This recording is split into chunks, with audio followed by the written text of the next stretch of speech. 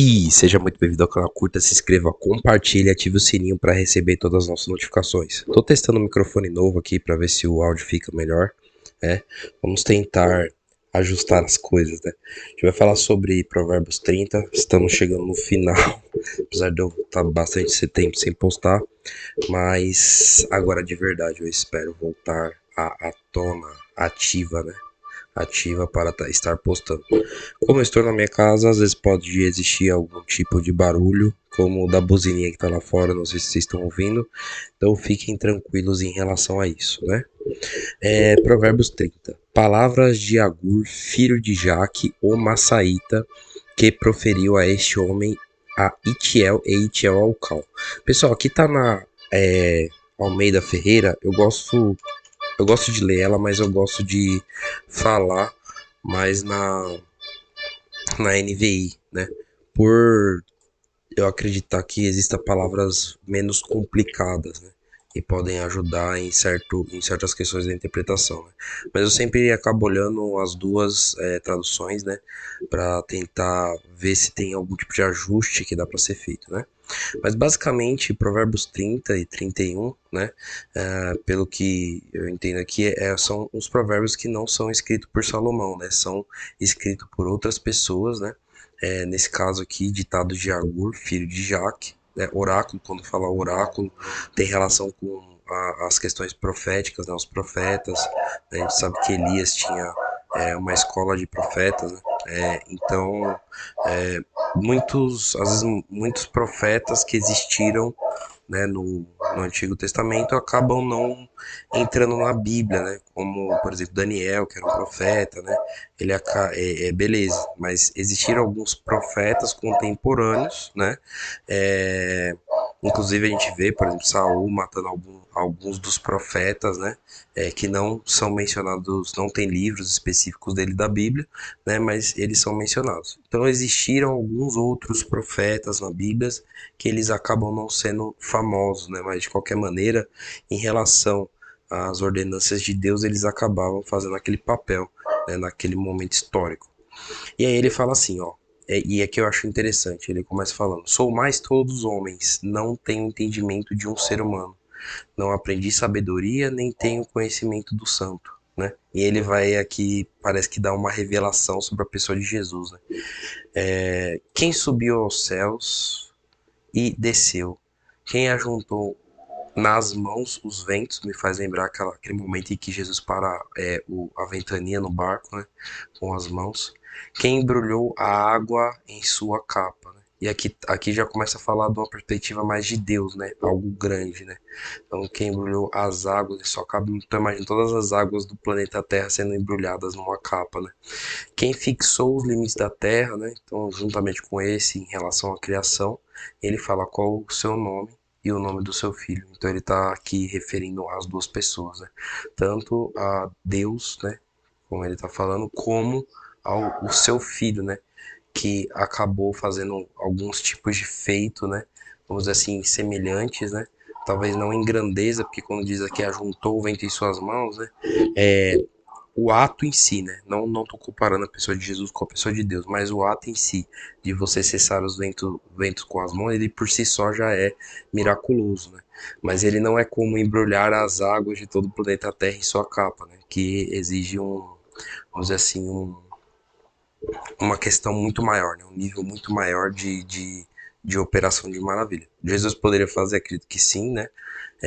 A ideia aqui não é falar o que poderia ou não ser feito, mas mostrar aqui, né, como ele está comparando ordens de grandeza e de alguma maneira ele está comparando, né, o nome de Deus com o nome do seu filho, né? E ele fala sobre ignorância, né? E é até interessante porque mesmo ele profetizando coisas, né, que ele não saberia que ia acontecer nesse sentido, ele mesmo que tendo um conhecimento não intuitivo, né, mas um conhecimento profético, né, ele ainda assim se consideraria o mais tolo dos homens, né? Então ele já começa aqui esse provérbio mostrando o tipo de conhecimento que seria importante, né? Que o resto seria aqui meio que um conhecimento não fundamental, né? Então o conhecimento fundamental que ele está falando aqui é sobre o entendimento de quem é Deus, né? E nesse caso aqui, né, de quem é o seu filho, né? Sobre o nome deles. Cada palavra de Deus é comprovadamente pura. Ele é um escudo para quem nele se refugia. Nada acrescente às palavras dele, do contrário, ele o repreenderá e mostrará que você é um mentiroso, né? Então, justamente ele fala que a palavra de Deus é pura e a gente não deve acrescentar coisas à palavra dele, justamente porque ao acrescentar coisas que ele não falou, né, já seria como se eu estivesse colocando impurezas dentro daquilo que Deus falou, né? E justamente para que aquilo que Deus falou, né, não passe por impuro, né, ele vai mostrar que a pessoa é uma mentirosa. Então a própria pessoa vai passar vergonha em certo sentido, né? E aí ele vem aqui falando: duas coisas peço que me des antes que eu morra. Mantém longe de mim a falsidade e a mentira, não me dê pobreza nem riqueza, dá-me apenas o alimento necessário, né? Então, quando ele está falando aqui do que é necessário, ele está aqui trazendo um senso de equilíbrio para as pessoas, né? Eu vou falar um pouco mais disso. Mas como eu vou falar um pouco mais disso, vou só explicar um pouquinho essa questão, né? Mantém de mim a falsidade e a mentira, porque nesse caso de ser falso ou ser mentiroso, né, a pessoa ela acaba se distanciando de Deus, né? Então isso leva a pessoa a se distanciar de Deus, ser falso e ser mentiroso, né? Então, em certo sentido, aqui está falando sobre hábitos morais, né? E aqui está falando sobre hábitos naturais, daquilo que é necessário para se viver na Terra, né?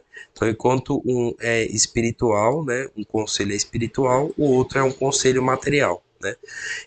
E do conselho espiritual, né? É algo interessante, né? Do ponto de vista espiritual, não existe um equilíbrio, né? A gente tem que pender sempre para o santo, né? Para aquele que nos ajuda, né? Para Jesus, né? Para a moral que vem de Deus, né? E qual é essa moral? Né? Os 10 mandamentos, por exemplo, né? Tem muitos outros tipos de construção que a gente pode fazer em cima disso. Mas aí do aspecto de vista material, né, a maneira como a gente vive dentro dessa terra, ele fala assim, ó, ele pede só o necessário, nem pobreza nem riqueza. Por quê? Se não tendo demais, eu te negaria e deixaria e diria quem é o Senhor, né? Vamos parar aqui por um momento e pensar, né? Quando uma pessoa tem demais, ela acaba se sentindo muito segura sobre as suas riquezas, né? Tendo com elas as suas forças. A gente já falou algum dos provérbios aqui em que aquele que é rico, ele acha que o dinheiro é sua força, né? Então, a gente já tratou sobre esse assunto aqui, né? Mas a gente tá vindo complementar num contexto que continua sendo importante. E então, se o dinheiro ele traz uma sensação de poder, né? Essa sensação de poder, ou seja, o fato de você estar desbalanceado em relação ao gerenciamento da vida natural, né? Pode fazer você duvidar de Deus porque você acaba sendo autossuficiente, né? Enquanto, né, se for pobre, eu poderia vir a roubar, desonrando assim o nome de Deus. Então ele coloca aqui um roubo, que é um tipo de roubo motivado pela pobreza, pelo fato de se alimentar. Quando a gente olha assim, né, até moralmente pra gente, né, quando a gente enxerga que alguém possa roubar para se alimentar, então imagina que alguém vai no supermercado e pegue algo, né, inclusive sei lá, de comer. A gente, de certa maneira, acaba aliviando mais a barra de uma pessoa que rouba um alimento para comer, né? Do que uma pessoa que comete um crime violento, né? E que não é necessariamente para se alimentar, né? Mas é para satisfazer outros prazeres. Mas aqui nesse provérbio ele deixa claro que o simples fato de a gente roubar para comer já envergonharia o nome de Deus, né? Então aqui o que ele pede é sobre um equilíbrio na vida material dele, né? A maneira como ele leva a vida na Terra, justamente para ele não pender para um lado em que confia nas suas riquezas e despreza Deus, e outro que ele não tem a provisão de Deus e tem que roubar e desonrar o nome de Deus, né? Até porque se alguém confessa o nome do Senhor, né, e essa pessoa passa a necessidade, é muito ruim, né? Acredito que até Deus ele não enxergue isso de uma forma boa. Claro que a gente pode passar por várias tribulações na nossa vida, né? E tal, mas eu entendo que às vezes isso possa acontecer em vários contextos, nos apóstolos aconteceria, né, de eles passarem vários tipos de dificuldade e sofrimento pelo evangelho, mas aqui eu acredito que é um contexto muito mais amplo no sentido de não ter o Deus como seu provedor, sabe? Porque os apóstolos, eles mesmo passando um certo tipo de dificuldade, né, eles ainda não roubaram nada, não blasfemaram o nome de Deus, né, nesse sentido, né, e se mantiveram íntegros, né. Então ele fala que justamente para Deus cuidar para que ele nem tenha demais e nem tenha pouco demais, né, que ele viva uma vida bem equilibrada. E que ele vai dar outros conselhos. Não fale mal do servo ao seu senhor, do contrário, o servo amaldiçoará e você levará a culpa, né? Então aqui quando fala que isso aqui eu vejo muito mais no seguinte contexto, né? Imagina que alguém vem e sirva um café para você, né? Na casa de alguém. Vamos trazer para o contexto do dia a dia. E aí você vai e fala, pô, mas seu, sei lá, o seu cozinheiro, o seu copeiro, né? Fez o café muito amargo, muito forte. O cara me olhou meio estranho, né? Isso soa mal, porque a pessoa ela tá ali dentro de um propósito e às vezes você até mesmo por arrogância, né, acaba falando mal do servo para o Senhor, né? E qual que é o intuito de alguém falar mal do servo para o seu Senhor, né? Se não destruí-lo. Porque imagina, se o servo fez um café já ruim, né? O próprio senhor falaria ali, né? O próprio patrão falaria, pô, melhora esse café, né? Enquanto se uma pessoa terceira fala isso, eu entendo que ela tá primeiro passando daquilo que não é função dela, né? E tá querendo mal daquela pessoa ao falar isso, né? Claro que cada contexto é um contexto, né? Existem os que amaldiçoam seu pai e não abençoam sua mãe, os que são puros aos seus próprios olhos e que ainda não foram purificados da sua impureza, né? Então aqui ele está falando sobre pessoas que amaldiçoam o seu pai e não abençoam a sua mãe, né? E justamente essas pessoas fazem algo tão cruel e acham que são puros aos seus próprios olhos, né? E isso é um sinal, então, quando a pessoa está fazendo coisas extremamente erradas, né? Como é um dos exemplos que está aqui, e mesmo assim acha que ela não fez nada de errado, né? A certeza é que essa pessoa não foi ainda purificada da sua impureza, né? Porque uma pessoa que foi purificada, com certeza não faria um absurdo desse. Os que têm olhos altivos e olhar desdenhoso, pessoas cujos dentes são espadas, cujas mandíbulas estão armadas de faca para devorar os necessitados dessa terra e os pobres da humanidade, né? Então, justamente essas pessoas elas causam esse tipo de problema, né? E isso acaba trazendo assim dificuldades, né? Porque essas pessoas a única ideia delas não é construir algo, né? É destruir, né? Justamente a mesma linha de raciocínio, na verdade, eu até acho que casa essas coisas, que são as pessoas que falam mal do servo ao seu senhor, né? Do funcionário ao patrão, muitas vezes sem ter motivo, só para tratar eles mal, né? Só para destruir algo que eles estão tentando construir.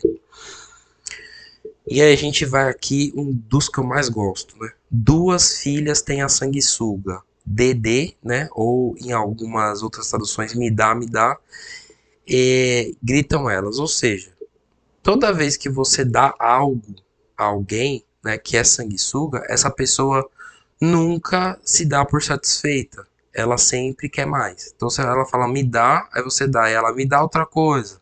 Aí você dá, ela me dá outra coisa. Então, quando eu considero uma pessoa sanguessuga, aquela que nunca está suficiente com aquilo que você está entregando, né? E aqui a gente está falando do contexto de compra, mas está falando do contexto de favor, né? Então, existem pessoas que são folgadas, né? e elas, a Bíblia as tem por sanguessuga, né? E aí, dentro desse mesmo contexto, vai falar sobre 3 coisas que nunca estão satisfeitas e as 4 que nunca dizem é o bastante, né? Então nem tá satisfeita e a última nunca fala que é o bastante. Mesmo pode tá satisfeita, né? Mas acaba não falando que é bastante. O Sheol, né? No caso aqui é o inferno. O ventre da estéreo. A terra que nunca se sedenta. E o fogo que nunca diz é o bastante, né? Nesse caso, o fogo ele se satisfaz ao queimar, né? Mas ele nunca tá realmente satisfeito porque ele nunca fala chega, né? Enquanto o inferno ele tá tragando todo mundo que ele pode, né? O ventre da estéreo, né? Ou até trazendo para coisas que a gente deseja, mas não pode, né? Então a gente sempre acaba desejando mais, né? E a terra que nunca sedenta da água, né? Então, dependendo da quantidade de água, né? Se você colocar na terra, ela sempre vai estar pegando essa água, né? É o ciclo da água no final, né? Os olhos de quem zomba do pai e zombando nega obediência à mãe serão arrancados pelos corvos do vale e serão devorados pelos filhos do abutre. Aqui eu penso nesse provérbio como um castigo de pessoas que acabam indo para o inferno, né?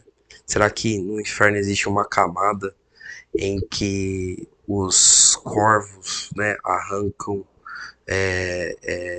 os olhos das pessoas, né? E que as pessoas acabam sendo devoradas vivas pelos filhos do abutre é um questionamento. Não dá para falar que é isso, mas é interessante a maneira como ele coloca isso aqui, que acaba parecendo é uma maneira muito material, né? Mas se a gente for enxergar por uma maneira espiritual, né? Olhos que são arrancados, então as pessoas acabam ficando cegas, né? Então, quem zomba do pai, né, e zombando nega obediência, mas elas acabam se cegando, né? As pessoas ficam cegas pelo seu próprio entendimento, né? E são devoradas pelos filhos do abutre, ou seja, elas são consumidas, suas energias, suas forças, né? Pelos filhos do abutre aqui, a gente pode colocar coisas que vêm para devorar, matar, né, essas pessoas, destruí-las, né? Então, enxergando de uma maneira material no sentido do inferno, né, ou de uma maneira espiritual no sentido imediato, acredito que esse provérbio ele se aplica. Há 3 coisas misteriosas demais para mim, 4 que não consigo entender, né? O caminho do abutre no céu, o caminho da serpente sobre a rocha, o caminho do navio em alto mar. Então, fala sobre coisas misteriosas, né? Por quê? Existe uma vamos supor, né, um navio que está andando em alto mar de uma rota para outra. Muitas vezes ele não consegue desenvolver aquela rota, né, da maneira que ele planejou, por eventos externos que estão acontecendo no mar, né? Eu acredito a mesma coisa do abutre no céu, algum vento que vem de direções não planejadas e é necessário que esses caras aqui estejam recalculando a rota deles, né, para fazer aquela trajetória chegar naquele objetivo. Ah, mas veja que engraçado que a 4 que ele não consegue entender, né? Essas 3 são misteriosas mas as 4 não consegue entender. Pode ser que essa quarta aqui não é que ela seja misteriosa, né? Mas seja difícil de entender, né? Até mesmo um caminho de um homem com uma moça ou com uma donzela, como uma virgem, como outras traduções colocam aqui, no sentido de como que, não como que chega nos finalmente, né? Mas como que se desenrola um relacionamento, né? Entre um homem e uma donzela, uma esposa, uma mulher, né? Nesse sentido. Então, a pessoa é um mistério, né? Não dá para falar que tem uma coisa certa, né, específica. Isso tudo depende de muito do contexto, né? E depende basicamente das pessoas que estão ali dentro da relação. Só que ele fala que não consegue entender, ou que acaba sendo misterioso esse caminho da moça. Por outro lado, ele fala que este é o caminho da adúltera. Ou seja, o caminho da pessoa que é adúltera é bem conhecido. Ela come, limpa a boca e diz nada fez de errado. Ou seja, se satisfaz em algum tipo de sentido, né? e acabou aquele momento, né? Finge que não aconteceu, né? Não fiz nada de errado. Não aconteceu, não fiz nada de errado. Então, esse aqui é o caminho bem conhecido, que é o caminho da adúltera, né? É o caminho do desejo, e depois do desejo a, é, a neutralidade, né? Eu não fiz nada, eu não sei nem o que está acontecendo, né? É nesse sentido. 3 coisas fazem tremer a terra e 4 ela não pode suportar, né? Tremer a terra, o escravo que se torna rei, né? E tremer a terra aqui e não suportar, né? Não é no sentido de que a Deus não pode suportar, né? Mas é no sentido terreno mesmo, né? Da ideia que as pessoas têm sobre aquilo, né? Então, o escravo que se torna rei, né? Por exemplo, José, né? Até porque senão não estaria José, né, do Egito na Bíblia. Era escravo e se tornou, né, rei daquela terra. Ah, isso faz tremer, isso causa rumores, né? Então, o escravo que se torna rei, o insensato farto de comida. As pessoas falam, meu, como que essa pessoa é tão idiota e se beneficia tanto de coisas boas, né? Pode ser nesse sentido. A mulher desprezada que por fim se casa, né? Então, muitas vezes também isso acontece, né? Existe alguma pessoa ali que é desprezada dentro dos relacionamentos, mas por fim ela acontece tendo sucesso no relacionamento, né? Até mais do que pessoas que não são desprezadas. E a escrava que toma o lugar da sua senhora, né? Aqui a ideia é ah, de uma serva, né, que acaba ocupando o lugar da sua senhora. Em quais ocasiões acontece isso, né? E exatamente do que ele está falando, não sei. Mas a ideia aqui é uma ascensão, né, de uma. Aqui eu poderia falar o caso de Esther, né? Que acabou sendo mulher do rei persa lá, né? E os hebreus, né, os judeus foram vendidos como escravos naquela terra, né? Então é interessante, né, pelo comportamento que ela teve, né, em relação àquele rei, ela acabou, né, sendo bem vista por ele.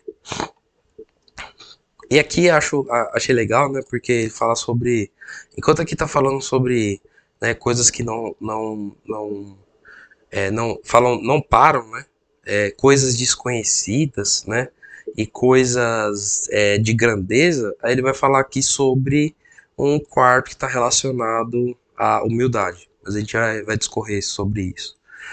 4 seres da Terra são pequenos e, no entanto, muito sábios, né?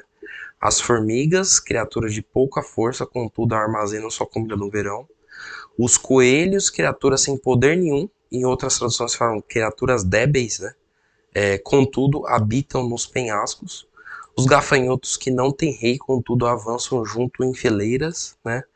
A lagartixa que se pode apanhar com as mãos, contudo encontra-se nos palácios dos reis. Em outra tradução, essa de lagartixa era aranha que se pendura pelas mãos, né?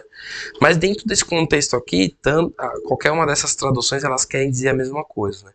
Quando fala de formiga, né? Então aqui a formiga é uma criatura de pouca força, mas o que ela faz? Ela, no momento bom da vida dela, é, ela armazena recursos, né?